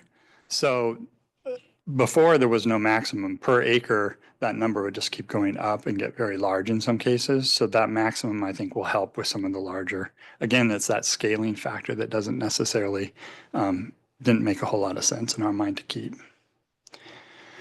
And so as we're talking about transitioning, getting rid of what has been the pre-existing tech fee altogether, that's part of the resolution tonight for your consideration, but instead proposing a 7.5% admin fee on most of the fees, not all of them. And then that would be used for potential different options, including that I've laid out here. We talked about partially for comprehensive planning, partially to help cover the front counter administrative staff that is really kind of an unfunded thing we have to do to provide planning answers at the front counter for the public. Still remaining some ability to provide technology improvements from that admin fee, and then also the potential to help our code enforcement administrative staff for that program. So really our recommendation tonight is to conduct the public hearing, ask any questions, we can talk through some stuff, but ultimately asking for your adoption of the resolution tonight. Is there any questions before I open the public hearing? Go ahead. Could you address the property line adjustment fee? Thank Yeah, you. sorry, I meant to touch on that. So we did get a question from Counselor Doyle earlier. And she asked that I touch on the property line adjustment fee. So the property line adjustment fee in the schedule is one that is proposed to be increased significantly. And let me just find that fee really quick. So its existing fee is about $811, and it's proposed to go up to $3,800. That's almost over a 400% increase. So part of what drove that increase in that number was the 100% cost recovery and accounting for our survey staff time in reviewing those property line adjustments. I had a discussion with our surveyor's office today, as well as Jeff and I talked through this today too. State law doesn't require our surveyors to necessarily review property line adjustments. It's something just by practice that we've evolved to over time. My understanding is we were having lots of property line adjustments that had problems with them.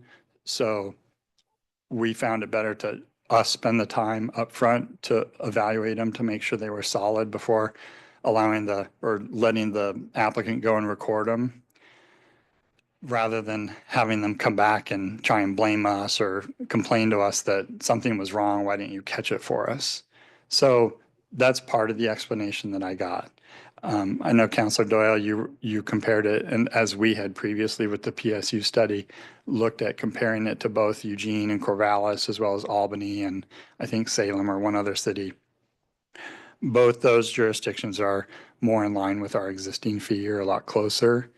I did a couple things I wanted to point out is I did look at Corvallis's fee today. Their fee is based on only 70% cost recovery. So I think theirs currently is around $1,100 or $1,200. At 100% cost recovery, it would make it slightly more, maybe $1,400 or $1,500. And then I wasn't able to really find much more on Eugene's or the basis for Eugene's. But I know a number of months ago, I had actually talked to Eugene, and they haven't reevaluated their fees in quite some time. And they've recognized the need to do that with their fees, that they do need to update their fees probably, but haven't gone through kind of the comprehensive exercise that we have done. So anyway, with all that said, a couple of the options that I was going to talk to you about tonight is I think there's a couple different ways to go about it. One would be to only charge the planning portion of that fee for the property line adjustments, which would be about $1,378. That'd be more in line with Corvallis's for sure, and it's still slightly more than Eugene's. And then another piece that's in the works currently with our property line adjustments. So the land division section of our development code, which includes the property line adjustments, is one of the sections of the development code that we did not update with the large development code update that we did 2 years ago. It's currently being worked on to be updated, and some of that code language is already drafted. Part of that update for that land division section, including the property line, is to streamline the property line adjustment review process as well, and take out some of that survey review that lengthens the amount of time they spend on it.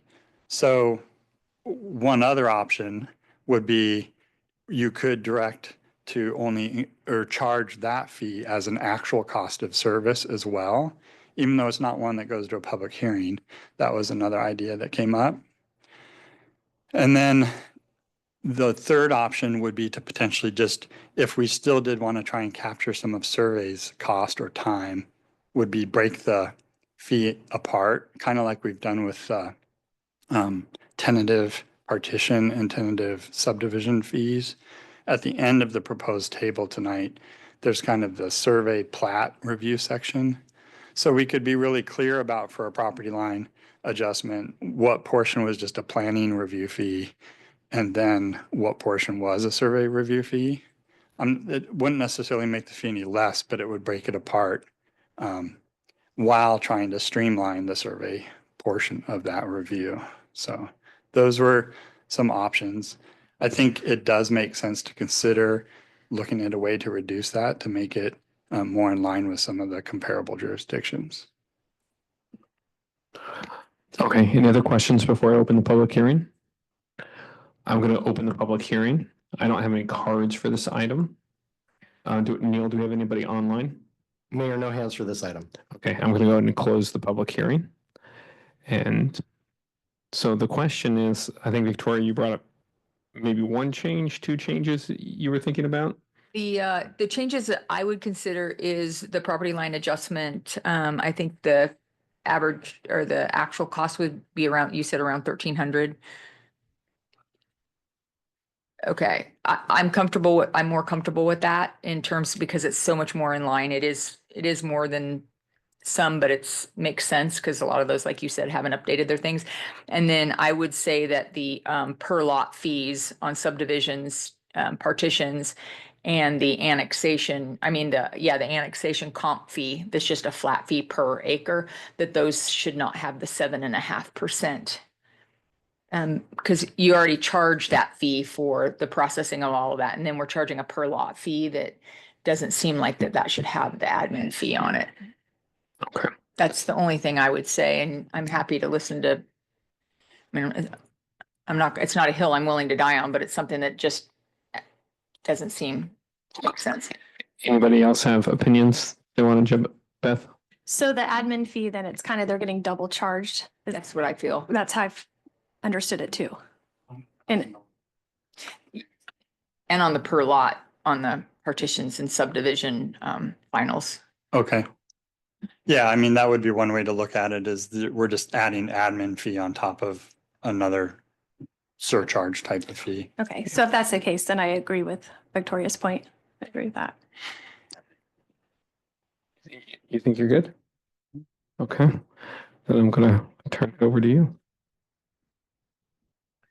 So the resolution in the agenda just says to adopt the resolution implementing new fees, but these are some changes. So I could read into the record. I think I'll need some help with you about what those changes would be, and then you can vote on that. Does that work? That would be my motion. Okay. Okay. So the motion would be, I move to adopt the resolution to implement new fees with the following changes. The 7.5 administrative fee will not be applied to the annexation comprehensive planning fee. Is that correct? And then, Mark, there was another one that As well as not apply the 7.5% admin fee to the per lot subdivision fee, as well as the, was there one more? Partition, tentative per lot fee. Oh, so both this, sorry, let me just double check. Because a lot of places collect that, and then that's collected as they hold it and then they get it back after the surveyor goes out and checks the monuments. So, and it sounds like we keep it. So I'd prefer that we not charge the fee on top of that. So there's actually 3 spots. Then there's both the per lot fee for the tentative partition, the per lot fee for the tentative subdivision, and the per lot fee for the final subdivision. okay. And then was there also a change for the property line adjustment? Correct. And then so the property line adjustment base fee would be changed to $1,378. Okay. So I'm going to read it into the record one more time to make sure that we have it correct. Please do. Okay, the motion would be, I move to adopt a resolution to implement new fees with the following changes. The 7.5% administrative fee will not be applied to the annexation comprehensive planning fee or the tentative partition and subdivision per lot fees or the final per lot fee for subdivisions and partitions. And the last change is that the property line adjustment fee will be set at $1,378. Okay. What she said is my motion. Poetic for your last ones. You did great. You did great. There's one more motion after this. Could you call the vote? Yes, Counselor Weber, Yes. Counselor Mo, Yes. Counselor Audley, Yes. Counselor Blackwell, Yes. Counselor Doyle, Aye. and Counselor Pictionary. I, Motion passes 6 yeses, 0 nos. Next item, please. Business from the audience. Thank you guys so much. You did a great job. The way you simplified that, I just have to say, it's amazing. You had to put up with me being a pain in the patootie, and so I really appreciate it. I really appreciate all the hard work you guys did. I second what she said. Okay, we're going on to business from the audience here. I have no cards for business from the audience. Neil, do you have any hands up? No hands for this item. All right, next item, please. We're going to adjust just one item. The next item will be business from the city manager. Item number 1 is lease review and decision on 325 North Brooklyn Street, and this is my item.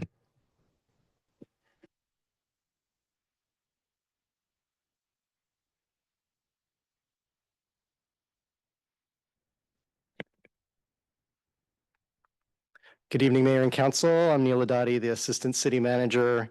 Here to talk about this item. Also in the audience is Patrick Campbell from Campbell Commercial, if any additional questions come up, and I think he's right back there. We're here to talk about the facility at 325 North Brooklyn, which was built in 1979, and the city, not CETA, but the city acquired that property in 2016 in anticipation of some future development in Glenwood. The building, and I don't know, Allison, if you could bring up the area map. The building is pretty important to the history of Glenwood. It's also known as the Brumbaugh Building. And John Brumbaugh moved into that area, which is circled, in the very late 70s and built these immense pipe organs right on that site. There's probably about 60 to 70 of these pipe organs that are in churches all throughout the United States and around the world. These were massive pipe organs with 3,000 pipes in some of them. Some of them were multi-stories. So it's a beautiful building and important to, again, the history of Glenwood and the history of Springfield. So we purchased the building again in 2016, and the facility has been managed since that time by an individual, Michael DeHaven. He has served as the point of contact for the facility through a verbal agreement. Rent has been paid and maintenance has been kept up on the building since the city's acquired it. We are asking for a more formal lease for that building using the council's Booth Kelly template as our guide. The original informal agreement was $1,500 a month. They have paid that since that time, except for 10 months during the pandemic when they did not pay. Campbell Commercial has helped us work up a new agreement that would take that original amount, which was $1,500 a month, and double it to $3,000 a month for 1 year. That would allow the city to recoup the 10 months of unpaid rent from 2022. And the $3,000 also allows the current facility to maintain its use, which is a woodworking shop, which currently houses a mixture of businesses. The lease agreement would be with Mr. DeHaven, the building's caretaker. The individual businesses and artists would work with him on space for the rent, which has been done in the past. The structure allows for fast resolution if there's issues with the building or issues around rent. The proposed lease agreement includes provisions for the subleases. It's a maximum allowed. It allows for a maximum for Mr. DeHaven to collect, does not allow Mr. DeHaven to make money off the subleases, as is written in the agreement. And then just for noting, the Glenwood Master Plan effort is underway. So in the next 18 months or so, more work will be happening in that area. And eventually that building, those folks will move out and that building will have some other use. Any questions? Joe? After the 1 year lease, is it convert back or is it going to be maintained at the 3,000? After the 1 year lease, we would come back to the council. Oh, so you haven't discussed that with him yet? Yeah. Okay. Any other questions? All right. The one comment that I wanted to make is the building's really important in the history of Cologne. I'm glad that you brought it up, and it feeds and tells the story of how we make things here. And even though it was a pipe organs, many years ago, that it's now essentially it's Carvature plus a bunch of other places, which is a very high end and important manufacturer for the city. I'd like to make my last motion for, to authorize the city manager to enter into a lease agreement with tenant at 325 North Brooklyn Street for a 1-year term at $3,000 per month. Second. Counselor Weber, Yes. Counselor Mo, Yes. Counselor Rodley, Yes. Counselor Blackwell, Yes. Counselor Doyle, Aye. and Counselor Pictionary. No, I'm just kidding. Yes. You can't do that on me. Motion passes 6 yeses, 0 nos. Next item, please. The next item is business from the city council. Item number 1 is a council appointed employee compensation for 2024. And Candace Stefan. And we did not have any of that. You missed the pitch back to me. Oh, We practiced this. So, yep. So we'll move this back to you then, Mayor. perfect. Joe, Yes. I hear it's your last meeting. Last council meeting. Last council meeting. You are coming back to Team Springfield tomorrow. Okay. And MWMC and this police planning task force or advisory committee and maybe ORAPA and maybe others. I think Mary's got a checklist. Well, we did spend some time getting you something, and we're going to say some nice stuff about you. Oh, I'm going to get it. So, when did you join council? 2004, and I think it was in November 2004, maybe. I started thinking about it, and I was like, I'm hoping it's this century. And It was Yeah. this century. well, I'll open this up to other folks that want to say things, but the first thing I wanted to do was, acknowledge Mary's in the room, your wife, and even though you've been part of this community for a very long time, I think there's an understanding among all of us that it really does take family support at home. And, and we are really thankful to you, Mary, for letting us have him for so many years on every Monday and putting up with all the phone calls and all the work that is just plowed back into this community. So once we get here, we have flowers for you to say, but we are really grateful just for your contributions as well. Now, Joe, on the other hand, I too. I mean, it's like she's been an amazing support. I mean, it has not always been easy for her. I know that for a fact. She's made that known for a couple times, but I couldn't have done it without her support for sure. well, and out of all the years, I got to tell you, I've been so grateful for your friendship and your wisdom and your advice in a lot of things. I know you've known a lot of counselors, a lot of mayors, and you've helped all of us be better elected officials. And even in the moments that, where we all disagree, because we're, individual human beings, the one thing that has always just inspired me is you've always worked for what you thought was best for Springfield. If I ever thought was where is Joe at? It is him taking a step back and thinking about what is the best thing for this community. And that over the years that I've known you has always driven your volunteerism and your actions. And I can tell you, I appreciate it. Thank you so much. And it's true. It's everything I've had my hands on in this community has been for the community. I don't believe I've ever looked at myself for anything personal or anything like that. It's always been for the greater good. And there has been so many projects in 20 years. This town has changed. I mean, I remember when some of the very first council meetings was approving Sacred Heart at River Bend. And I remember that sticking the shovel in the ground for that project, it was a $500 million project. And I remember looking. in 2008 dollars. Yeah, and I remember looking to my right, just past Gino, and I said, that road over there doesn't have any guardrails. He's like, huh?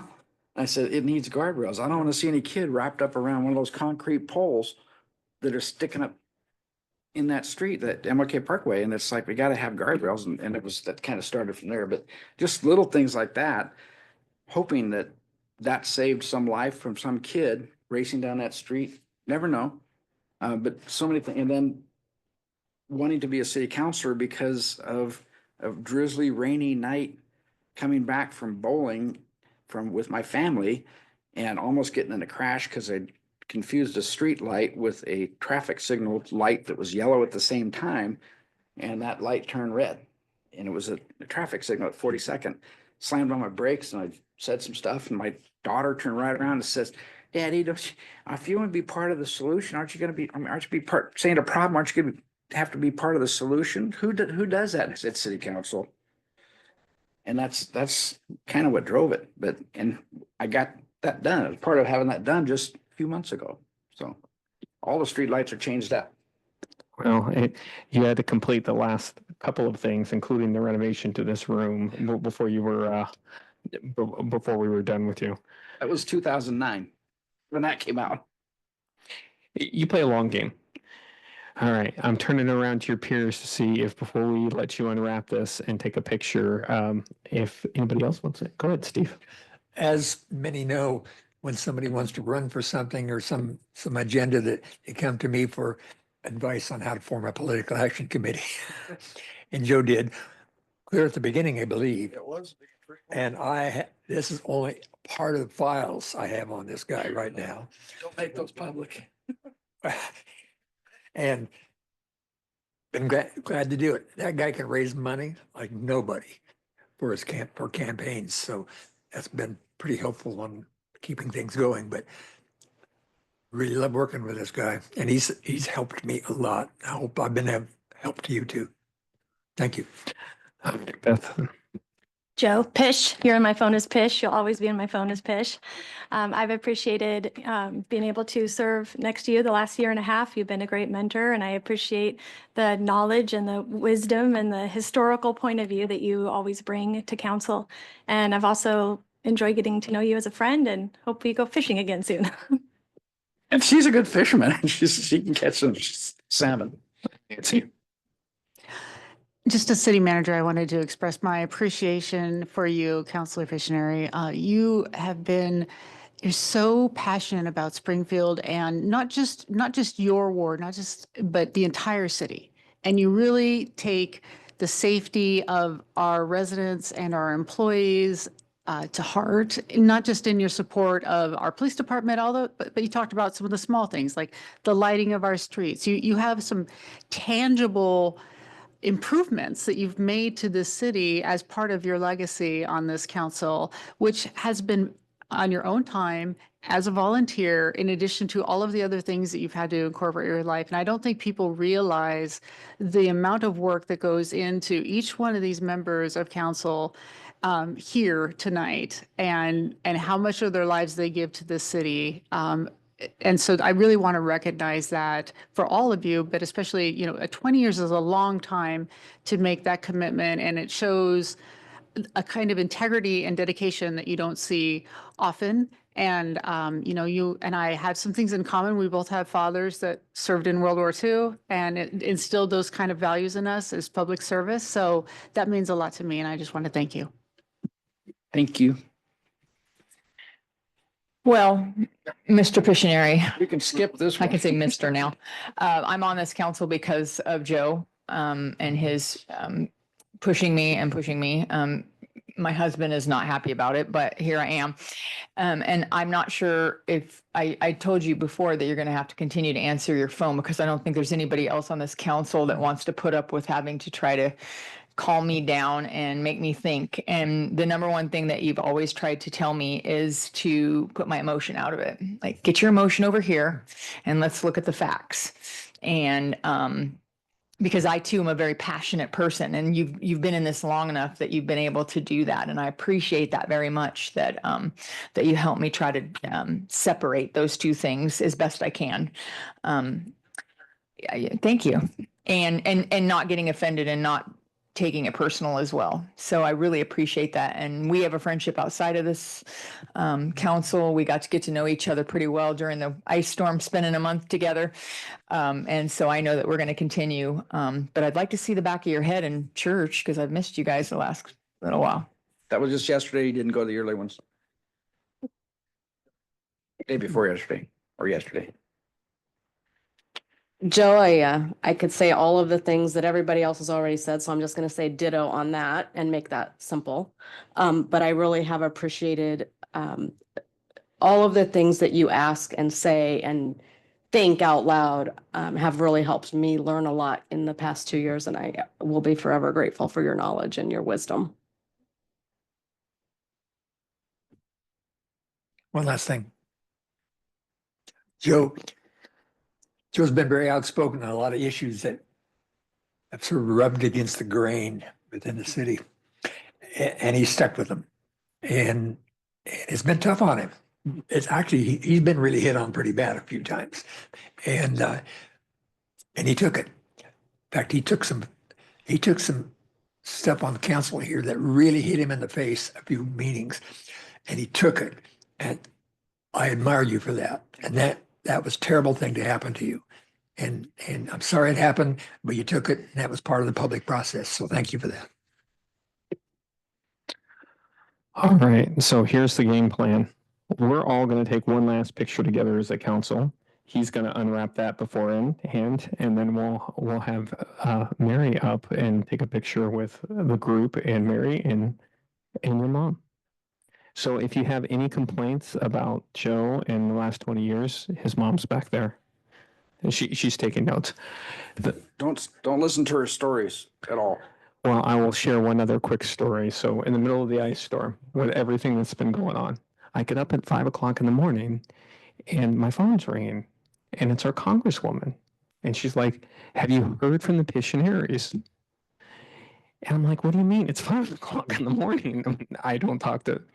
And she's like, "Well, you know, the storm's been hard in Thurston, right? The last text I got was at 10 o'clock last night, and nobody's heard from them there." And at that point, I'm calling the Piscinaries to see if they're okay.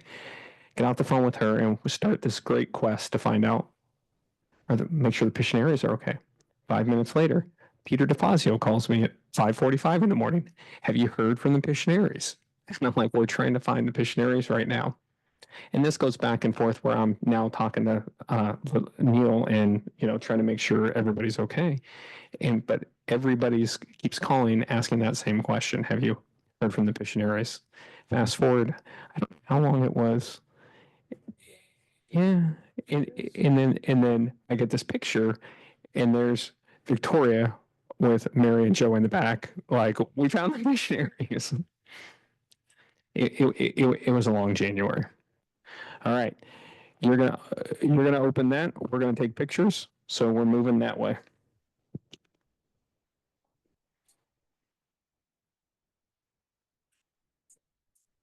So.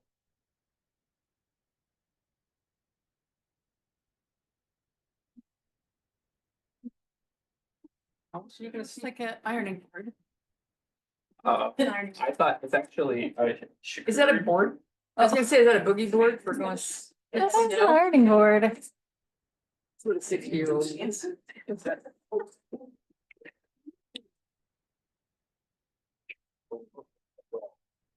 Well, you can put on both sides.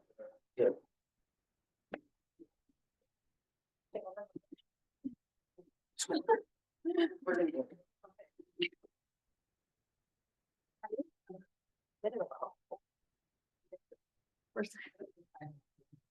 Yeah. That's for you.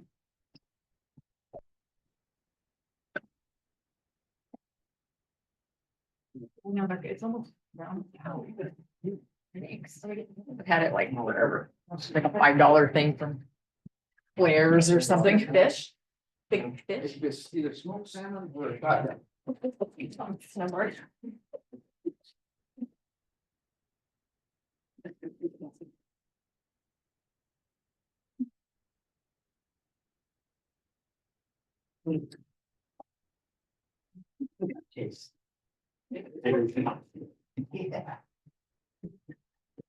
I like it. Case. Nice, I like it. Yeah. Something in it. Something in there. A fishing pole. Oh, I think you need one of those. That's so nice. And actually, this is my only good rod. All of my other ones got destroyed in a storm. First one. Yay. Oh, Nice. Good job, guys. Nice. Yes.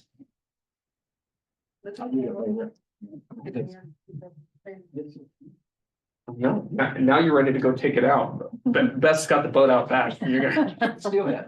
A little chilly. It's a little frosty. Thank you. Thank you very much.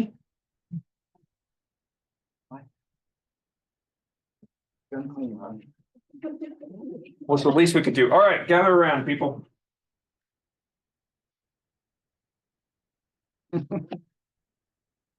Where's Morgan?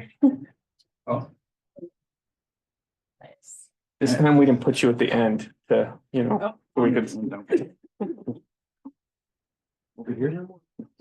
Making the joke, because remember when we put you at the end, so if something's happened, we could crop you out. That's right. Mother. The important. I mean. Boss.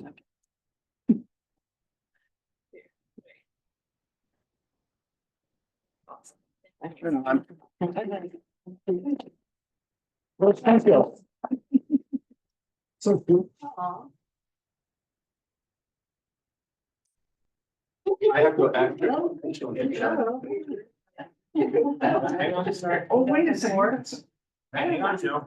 Hang on, Joe. For the record, we are adjourned.